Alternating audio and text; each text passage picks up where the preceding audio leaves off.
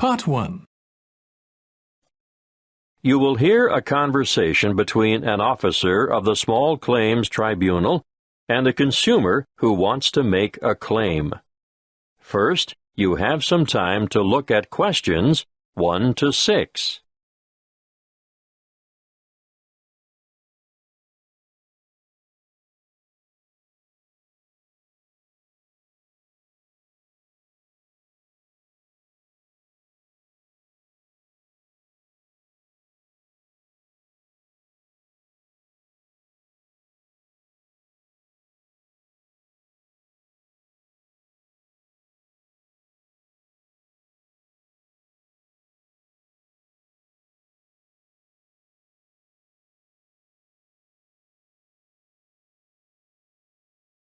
Listen carefully and answer questions 1 to 6.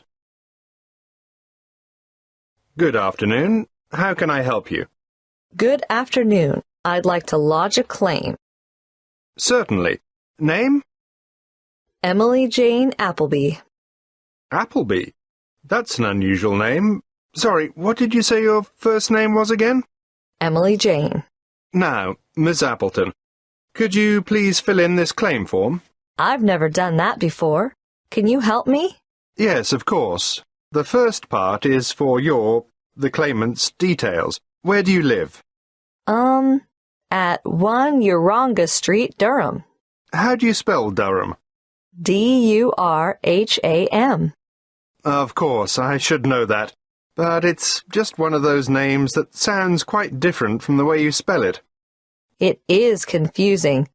I've seen it spelt with 2 R's. And what's the postcode for Durham? 4105. Good. And do you work? No, not at the moment. Okay, so no work number. What about a home phone number? Yes, I can give you that. It's 7848-3762. 7848? 3762. Right.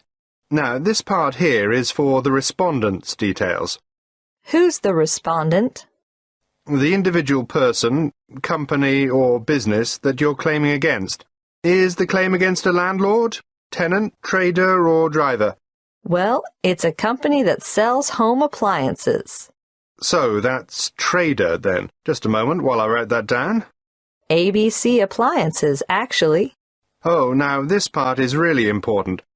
If the respondent is a company, you must have the company's full and correct name and registered address. I've looked it up on the internet, and it's ABC Appliances Limited. Good. If we don't get this part absolutely right, you won't have a legal claim. And their registered address? Yes, I've got that written down here. Just a minute. It's, 17 Brown Avenue.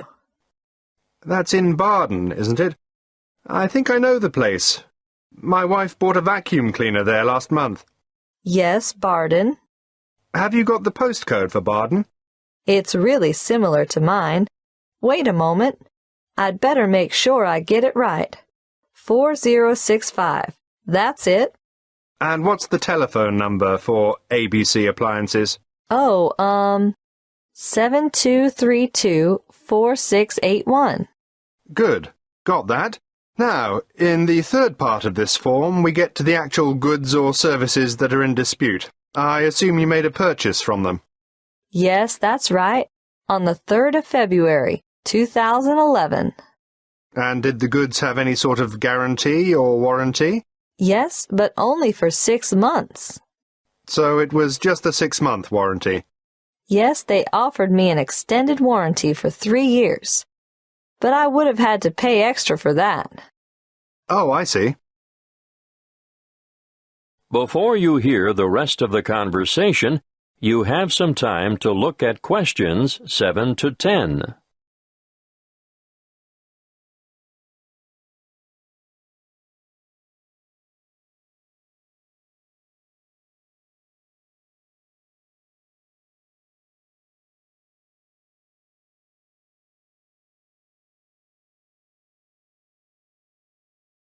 Now listen and answer questions 7 to 10.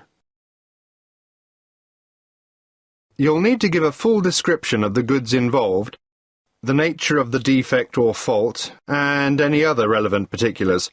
So, tell me, what did you buy? I bought a washing machine.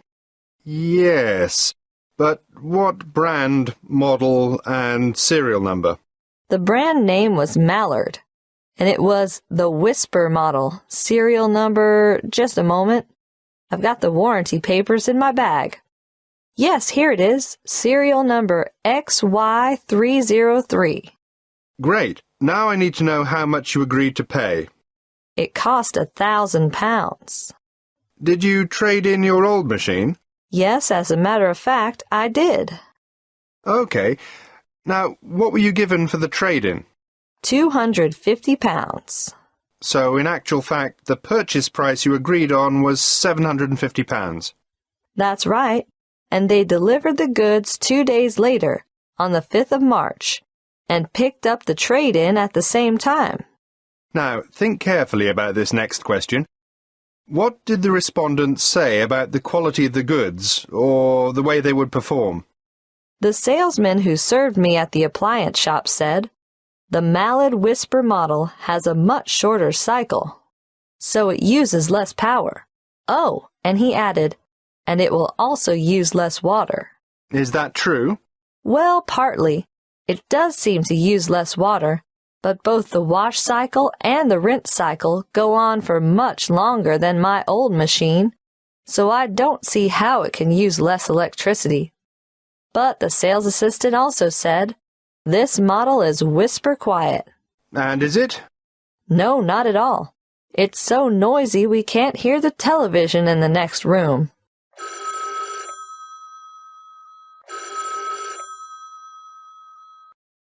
Excuse me, I have to answer that. Would you mind waiting? I'll get back to you in a minute.